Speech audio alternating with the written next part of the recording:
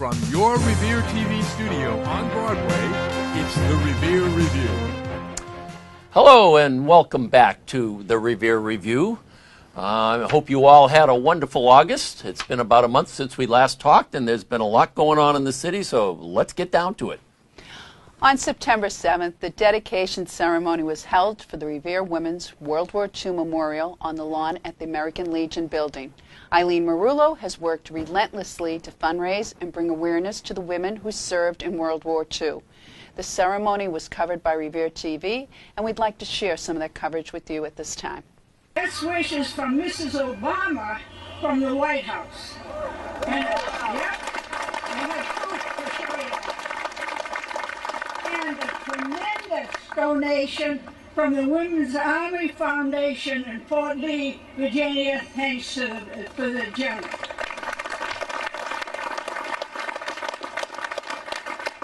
So wait, young fellow, wait, there's more. Don't go anywhere. So thank you to my sister, Lois Haydock, and my cousin, Eleanor Dillon, and all the women, the wonderful women from Revere who served for our country during World War II. Here it is, folks. Here it is. The Revere Women Veterans World War II Memorial, 41 to 45. It was a wonderful event, and I know she's worked really, really hard to make that happen, and I'm glad to see it finally come to fruition, particularly for her and the women veterans from Revere. Absolutely. Well, in another event, on Saturday, September 14th, the Beachmont Improvement Committee, along with Revere on the Move, and a host of city dignitaries, guests, and residents, inaugurated the second urban trail to be installed in the city. The 2-mile-long Beachmont Urban Trail, which begins at the Beachmont School and circles the neighborhood, was developed under a Revere on the Move grant program funded by Partners Healthcare to promote healthy activities. We were instrumental with cleaning up Beachmont, planting trees, developing 2 parks. We had our hand in the park down Donley Square and the park up on Crescent Ave. So Beachmont, I think if you walk around and look around, you'll see Beachmont is a cleaner, safer place. I want to thank the committee. I want to thank everybody involved that had a part to do with this today. And that's it. Thank you very much. Thank you. Thank you, Ed. First, I just want to give a huge shout out to the Beachmont Neighborhood Association. I want to give a huge shout out to the Beachmont Neighborhood Association and to Revere on the Move. Mr. Mayor and our partners at DPH and everyone here today on behalf of Partners Community Health and Partners Healthcare, thank you for letting us share in this event with you today. We're delighted to be here. We're delighted to be a part of Mass in Motion and work with the exceptional team at MGH Revere Healthcare Center, Kitty Bowman and her team, the city of Revere, all of you at the Beachmont Neighborhood Association, Mary Brush and her team at DPH. We continue to be impressed with the commitments the members of Revere on the Move Coalition make in investing in healthy options for families in Revere. You are truly a model community for others in the Commonwealth and helping to make the healthy choice the easy choice. And your track record, Kitty and I were talking about this earlier, your track record here for bringing together a broad array of stakeholders and reaching consensus is truly remarkable and a testament to how much each one of you cares about your community. We'll be right back after these messages. Become a volunteer Revere TV citizen journalist and help report on the people, places, issues, and events of your very own neighborhood. All you need is an interest in covering community events that are important to you. Visit us at reveretv.org or message us on facebook.com/reveretv. Learn how you can sign up for free classes today. I don't know about you, but one of my favorite places in Revere is the Revere Public Library. And over the summer, the RPL board conducted interviews to find a new director. After an exhaustive search, Kevin Sheehan was named the new director of the Revere Public Library. He brings an added jolt of youth and stability to an institution that's had its problems in the last few years. I had a chance to meet Kevin over the summer, and he's very excited about his new position. He loves our library and plans to expand the consortium agreement with other libraries to promote the Nobles Consortium, which is including ebooks. He's willing to find out what the users of our library want and to make it user-friendly. Sheehan lives in Billerica and is originally from Chicopee. He attended Assumption College and then spent 4 years teaching English in Japan. He returned to work at MIT and earned his master's in library science from Southern Connecticut State. If you get a chance, go by and welcome Kevin to our city. And visit our library. After all, it is one of Revere's treasures. Yeah, it is. And, it's going to be interesting to see some of the programs that he comes up with, because it is a challenge these days to get people to understand and to use the tools within the library. You're right. And it's more of this e-books and computers, and you really need to get the kids back in there. And particularly reading. Right. Yes. Well, recently, the Revere Rossetti Cowan Senior Center and Mayor Dan Rizzo held the first of 3 Reaching Out to You open houses. In his comments about the event, Assistant Director Stephen Fielding noted that it was a resounding success attended by an estimated 250 people. He went on to say that it was an awesome, fun, jam-packed event that brought many of our seniors together from all over the city. It was truly a display of Revere senior power. 2 more open house events are scheduled, one in September on the 26th and another on October 4th. Oh, I love that, Revere Senior Power. Yeah. That's great. And that's the title of their newsletter, as a matter Oh, of I fact. love it.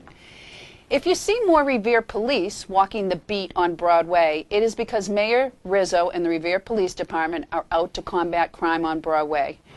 There has been a sudden rash of disturbing crimes over the summer, and the mayor is not happy. The mayor made a commitment to make Broadway a vital and vibrant business district, and he has done a great job with the new streetlights and the flags. However, the success of Broadway is not how nice it looks, but the fact that the residents will be able to visit an establishment there at any time of day or night to shop or dine without fear. The mayor and the Revere Police are hoping the extra police details will assure that this increase in crime will not become a long-term problem and hinder the mayor's efforts to bring about a rebirth of Broadway.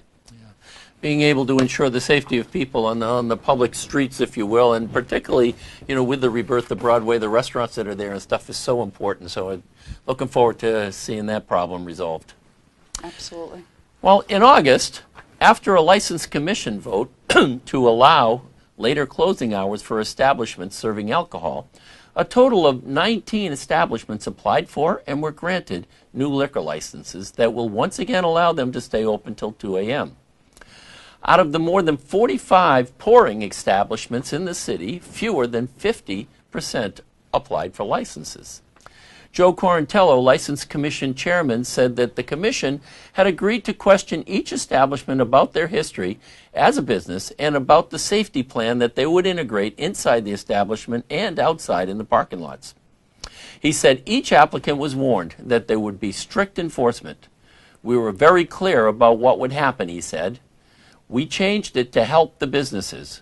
We were very clear that we were not going to tolerate any bad behavior, and if we had to roll back hours as discipline, we would do that. Police Chief Joe Caffarelli indicated that his officers would patrol the establishments with the later closing hours, monitoring how they conduct their businesses and whether they close them on time. There were some notable absences, though, in the list of applicants, such as Valari on Broadway and Ristorante Revisi on Revere Street. Many believed those establishments would apply, but they did not in the end. That's interesting that one on Broadway did not apply. Yeah. Well, the new school year began on Tuesday, August 27th, and Revere looked, uniform. This year was the first year all elementary and middle school students in Revere began the school year wearing uniforms. The uniforms consist of polo shirts in each school's colors and beige khaki pants. Superintendent Paul Dakin said it will be a big change, but one the parent groups at each of the schools has endorsed. I honestly think it saves parents a lot of stress in the morning about what their child will wear, and I know it definitely saves money. The Paul Revere School was the first to debut uniforms 2 years ago, and they did so with tremendous success. Another addition this year was an iPad in the hands of every student at RHS. Last year, as you recall, the Freshman Academy ran a pilot program where all incoming freshmen received iPads for the year. Administrators worked out the kinks in the program, and now the iPads are being issued to every student at RHS. Principal Garcia and Superintendent Dakin said they were absolutely sold on the idea of computers in every student's hands. They both said they believed it was the way of the future and something that will be common throughout the country in only a few short years. And just a reminder, kids, with no snow days, the school year will end on Wednesday, June 18th. Well, I looked at the Farmer's Almanac, and unfortunately, I think there's going to be a few this year. Well, digital billboards continue to be a hot topic of discussion at the City Council. A few months back, the City Council voted to approve a 25-year agreement with Van Wagner to change 2 of their billboards to digital billboards. Now, Clear Channel is seeking to digitize their billboard on the Lee Burbank Highway. And information brought to light by Revere Beautification Committee and Revere resident Rob DiMattia have some councilors wanting more time to think about what deal to strike. In August, Revere Beautification pointed out that the state of Massachusetts negotiated a deal with Van Wagner for 2 billboards that will bring them approximately $1.9 million more than the Revere deal. While some councilors think the state is in a better bargaining position to command such large amounts, other councilors disagree. Mr. DiMattia believes the city should seek professional help in negotiating a better deal with Clear Channel. He also believes that the contract period should be for 10 years to provide the city with greater flexibility to take advantage of market fluctuations. And he also believes that the city should conduct a study of the existing billboards to identify those that could be eliminated. And finally, he thinks that the city should consider controls and guidelines for the smaller digital billboards that are cropping up at business establishments all over the city. It's going to be interesting to see how this all plays out. But for now, the Clear Channel deal is on hold in the City Council's zoning subcommittee. Okay, here we go. It's Friday Night Lights Live. Hey, there you go. Yes, you did hear me correctly. Revere TV began live coverage of the Revere High football games this past Friday night with the team's home opener against Malden High School. Revere TV plans to continue live coverage of each home football game for the season and possibly live coverage of the Thanksgiving game in Winthrop this year. Our TV recently purchased equipment that will now allow us to live stream video of community events as they happen to your home. This is very exciting for us here at RTV, and we will begin using that equipment for our Friday Night Lights segment. So if you can't make it to the stadium, just tune in here on Friday nights at 7 p.m. to see the football game live, and this Friday night against Winthrop High School. Yeah, and we got to debut that live TV tape broadcasting equipment during the sand sculpting event, and it was a lot of fun. So it's great to have that in our toolbox. We're going to really enjoy using that. We will definitely be able to use that. Well, since the last time we saw you all, a lot has been happening in the casino arena. In August, after months of waiting for the City of Boston to reach an agreement with Suffolk Downs and Caesars Casino, Mayor Dan Rizzo was finally able to close the deal on Revere's host city agreement. And now that that hurdle has been cleared, he and Economic Development Director John Festa are working diligently to explain the details of the agreement to the City Council and city residents in preparation for the citywide referendum scheduled for November 5th. The mayor has already had a number of meetings with the City Council to review the package, and in the coming weeks will be working to provide information to the residents. As part of that effort, a series of informational TV programs are being planned and will be aired on Revere TV starting in early October. And keeping things moving on their end, Suffolk Downs recently held an informational event to release its draft environmental impact report and provide an overview of the host community agreement signed with Boston and Revere. Let's take a look at a few of the presentation highlights. So on this first slide, when we entered into this project, I was challenged by our company to make this a green casino that works, that's innovative, and kind of sets all new boundaries or new heights for future projects, casino projects, not only in the country and for our company, but for around the world. The landscaping that Gautam and Laura are designing will use a lot of low water consuming plants. We estimate that that's going to be a savings of roughly 50% over conventional plantings. And the building itself, it will have all low-flow fixtures consistent with the LEED guidelines that will save about 25% over a standard building that's designed according to the state building code. Well, it's quite interesting to see all the details now as they're starting to roll out the environmental plan, the impact plan, the plans that they got going there. And of particular note was there was an interesting part of the presentation at Suffolk Downs on the 9th where they outlined their plans for the property in case the casino does not get approved. Mm-hmm. Here are a few of the highlights of that discussion. I'm going to show you two. These are realistic mixed-use developments. This is 161 acres. It is a very, very large site, okay? It is almost unprecedented in the city of Boston with proximity to Boston, proximity to the airport, proximity to public transportation, to have this large a site that is mostly undeveloped, okay? We have the building that you're in and the barn area in Revere. This one is more retail. All of the purple there is retail. This is about 1.5 times the size of the Square One Mall, okay, in Saugus, for people who are interested in trying to understand the scope, okay? So, again, these will be part of the DEIR. So if you pick up the DEIR, you go to the monitor on the website on Wednesday and you look at your copy, understand this is not what we're proposing to build, but it's what the state has asked us what the potential alternative developments for the property are. Well, here we go. Strap in for the ride. It's going to be fast and furious. Yeah, I can imagine it. Yeah, as we wind up to that decision night on November 5th. And we'll be here for that. Yes, we will. And finally, we come to the Columbus Day Breakfast and Parade, which returns to the city after a number of years' absence. Joining us today are going to be Nick Bua and Kerry Abrams, two members of the Columbus Day Organization Committee. Joining us today is Nick Bua, who is one of the Columbus Day organizers. I think you're the co-chairperson. And Nick, you can tell it's fall because we're talking about the Columbus Day Parade and the breakfast, and it's very exciting for our city to have it coming back. It is, and we've been working on this step since February, and we're very excited about it. And we've got a great working committee with the assistance of the Chamber of Commerce and the Mayor's office, and we really are excited about the parade. We have Buddy Mangini, who works on the East Boston Parade also. Okay. He's been assisting us, and his help has been tremendous. He really has done a great job.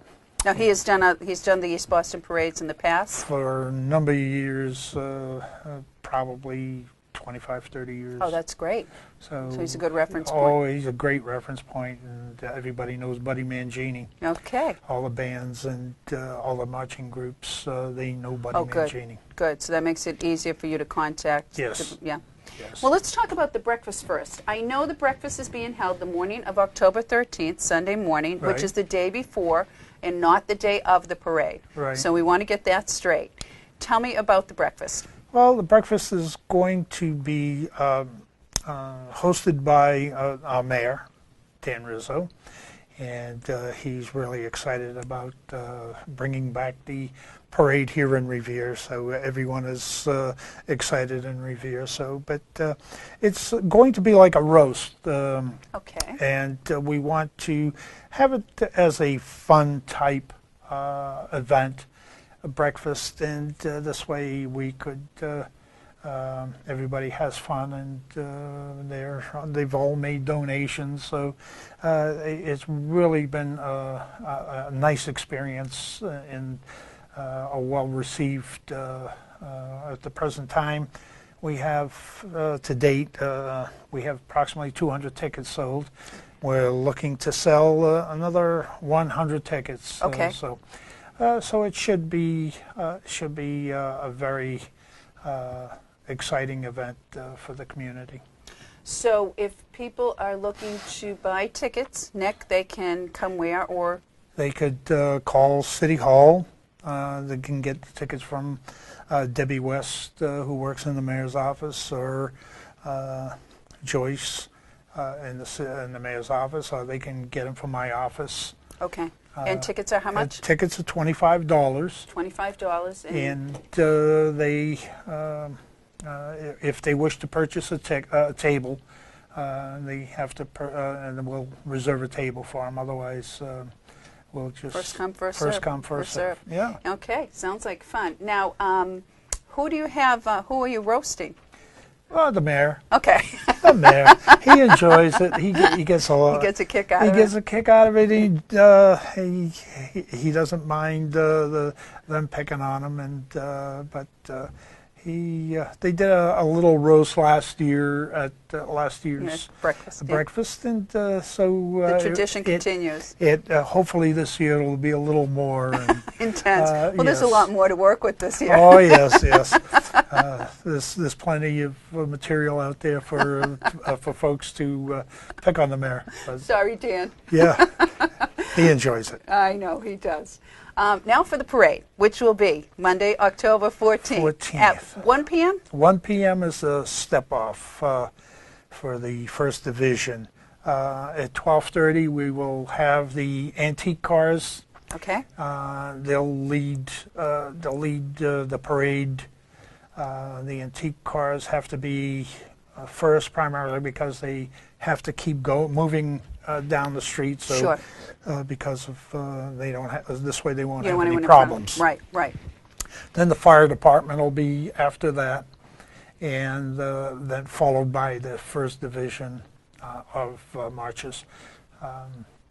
This year we have the First Division, which will be the politicians and the typical politicians out there, and we also will have military units, and we will have the veterans organizations marching.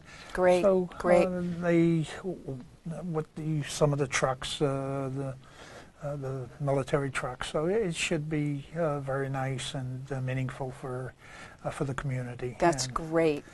We have the second division will be the Shriners. Okay. So they always make it fun. The Shriners. They really do. They do. They always make it fun. And the kids love it. Yeah, and what a parade's for is for the kids. Exactly. So well, us adults like it too, but it is for the kids. Well, that's the kids. That's the kids in us. Right, right. So, we enjoy it, and but then that'll be followed by the Sons of Italy and marching bands, and so we don't have a roster completed at the present time. Okay. But we're working on the roster, and I just wanted to say that the Chamber of Commerce has, under the leadership of Bob Upton, he's the president, and he's done a tremendous job for assisting us and making contributions, getting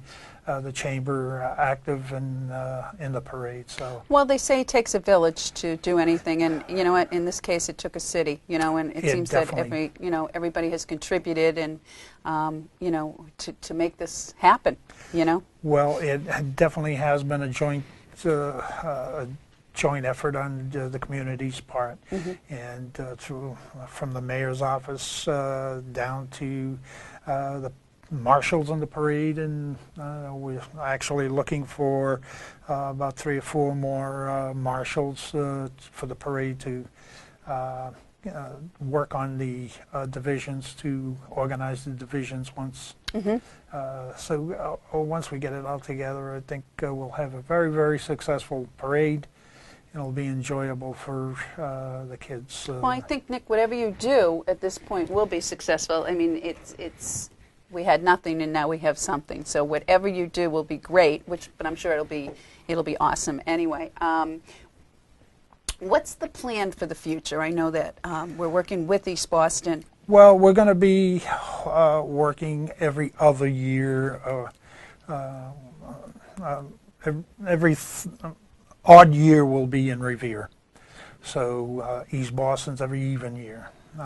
So this way we're not in competition for the same bands, and it makes it a lot easier for bands because they generally they don't like to march 2 days in a row, and it's a huge effort on their part to get everyone together for 2 days, and they're tired after East Boston Parade. I know is about 3.5 miles long.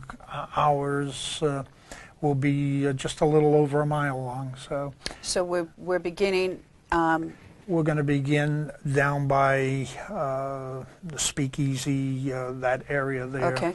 And it'll go straight down Broadway to Revere Street. Okay. And down Revere Street to the rear of the St. Anthony's Church. And that will be a type of review station? Yes, there'll be a reviewing stand there. Right. And the parade will disperse shortly thereafter. So. And speaking of the reviewing stand, Revere TV will be sitting at that I reviewing hope so, stand, yes. and we will be streaming this parade live. So if you don't get a chance to get down to the parade, we will be streaming it live.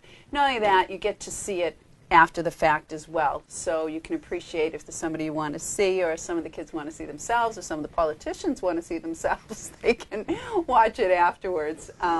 So we're really looking forward to using our live TV equipment for that too. We've got a lot of the children's groups are going to be marching in the parade, so sure.